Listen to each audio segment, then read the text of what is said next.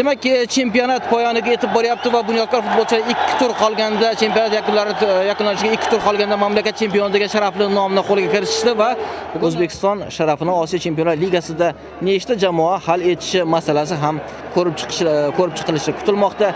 Aziz Ibragimov u bir raqibini aldab o'tdi va endi maydon markazi bo'ylab Azdalijonov uzoq masofadan zarba bersa bo'ladi va bu yerda Pavel Bugalla o'z o'rnida to'pni mohirlik bilan qaytardi. Jarima maydonidan qaytadigan to'pni raqib darvozasi tomon yo'naltirishga harakat qilishmoqda. Anvar Soliyevgina maydon markaziga yaqinroq joyda xavfli vaziyat va hisob ochilmoqda.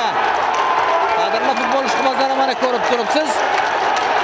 Uchrashuvning 15-daqiqasida Aziz Ibragimov hisobni ochishga. Qo'shni Andijon viloyatida Vodiy derbisi Andijon hamda Navbahor klublari o'zaro kuch sinashyapti. Hozir esa Bunyodkor klubi vakillari chap qanotdan jarima maydoniga kirib borishgan edi va hisob tenglashgani yo'q. O'yindan tashqari holat emas, balki to'p maydonni tark etib ulgurganligi sababli hozir darvozaga kiritilgan gol inobatga olinmadi.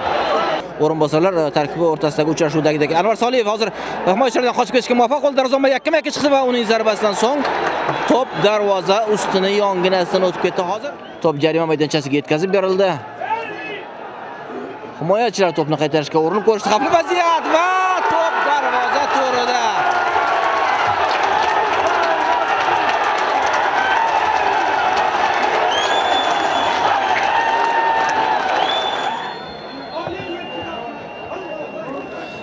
Qadrli futbol ishqibozlari, uchrashuvning 2-taymi boshlandi. Paxtakor va Bunyodkor jamoalari o'rtasidagi barcha uchrashuvlar qiziqarli kurashlar ostida o'tmoqda. O'z navbatida chempionatimiz saviyasi ko'tarilishi aynan mana shu jamoalar soni yanada oshsa, demak, ko'ngildagi ish bo'lardi. Hozir Bunyodkor futbolchilari hisobdagi farqni qisqartirishga muvaffaq bo'lishdi. Rivaldo boshi bilan raqib darvozasini ishg'ol etishga erishdi. Himoyachilar ham hozir o'z o'rnlarini tark etishgan. Demak, hujumga hozir himoyachilar ham qo'shilganligidan ko'rib turibmiz. Bunyodkor futbolchilari katta kuch bilan oldinga borishdi va bundan esa qarshi hujumda farg'onaliklar unumli foydalanishlari mumkin edi. O'yin qoidasini buzish bilan Xayrulla Karimov raqibini to'xtatib qolishga majbur bo'ldi. Farg'onalik futbolchilar esa jarima zarbasini amalga oshirishadi. Xayrulla Karimovga ikkinchi sariq kartochka ko'rsatildi va u maydonni endi tark etishi kerak. Hozir bundan avvalgi vaziyatda ham Xayrulla Karimov raqib futbolchilariga nisbatan qo'pollik ishlatgan va unda ham sariq kartochka bor edi va mana endi ikkinchi marotaba o'yin qoidasi buzilishi. Endi qolgan daqiqalarda Bunyodkor klubi vakillari o'yinda bir kishi kam bo'lib harakat qilishadi. Demak, Neftchi faoliyati davomida Bunyodkor futbol klubini birinchi marta mag'lubiyatga uchratmoqda. O'tgan yilgi mavsumdagi har ikkala uchrashuvda toshkentlik futbolchilarning qo'li baland kelgandi. Birinchi davradagi qayd etilgan hisobni ham hozir hamkasbim aytib o'tdi. Neftchi demak, mamlakatimizning yangi chempionini 2-1 hisobida mag'lubiyatga uchratmoqda. Ikkala jamoa a'zolari hujumkor o'yinni namoyish etishdi va aynan mana shu vaziyatda hakam Rustam Hamidovning bugungi o'yin yakuniga yetganligini bildiruvchi mushtagi yangradi.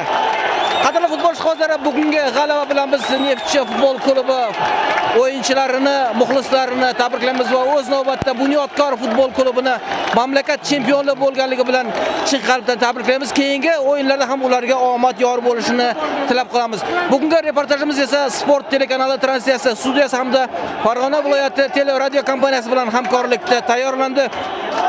Sizning xizmatingizda tasvirchi Ulug'bek Umurzoqov, rejissyor Jamoliddin Suyarov, sharhlovchilar Abdulatif Jo'rayev hamda Komiljon Jumayevlar bo'lishdi. Yana ekran orqali ko'rishguncha xayr, salomat bo'ling. G'alaba hamrohingiz bo'lsin.